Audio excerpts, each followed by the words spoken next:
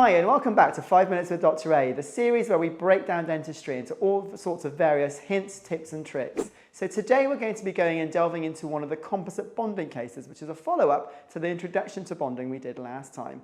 So this is an example of a tricky case, and it's always a really good way of looking at dentistry when you look at tricky cases and see how they were managed and how we got from the start to the finish. It's amazing looking at befores and afters, but seeing the actual journey that was made to get to the afters is just as important to be able to understand what bonding really is.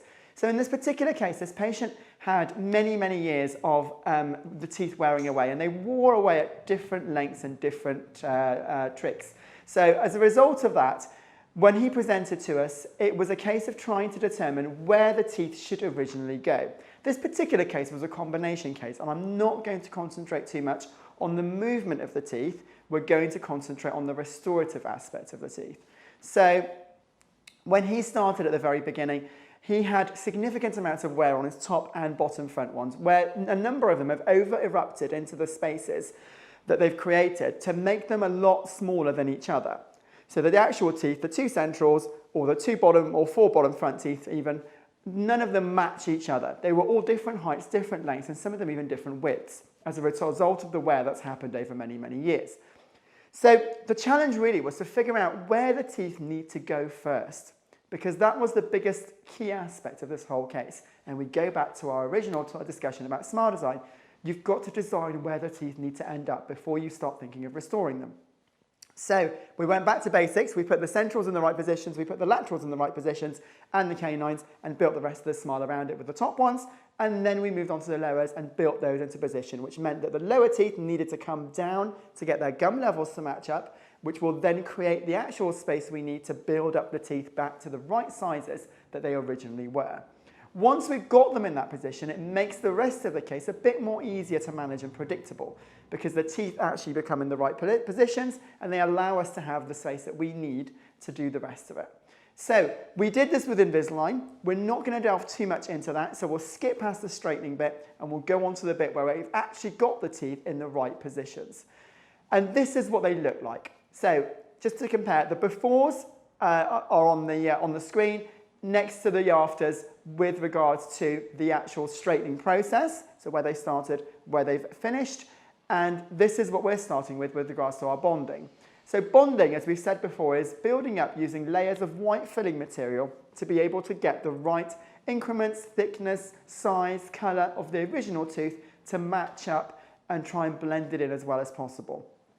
So because of the amount of bonding we've had to do here, this was a long case. This particular case took us literally half a day to be able to do, and we had to do it in layers and stages. So we concentrated on doing the top ones and we concentrated on doing the bottom ones separately.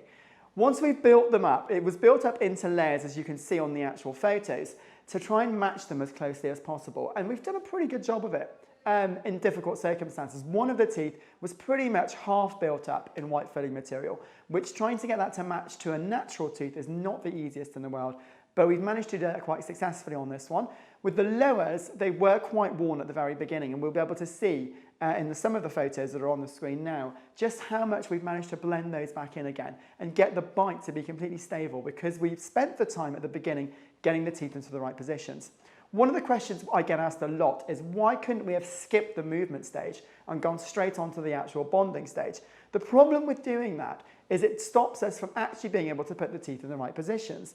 The reason the teeth have over-erupted into the spaces is because, for whatever reason, you've worn them down, you've ground them down over a period of time, and the teeth have moved to continue still biting to each other.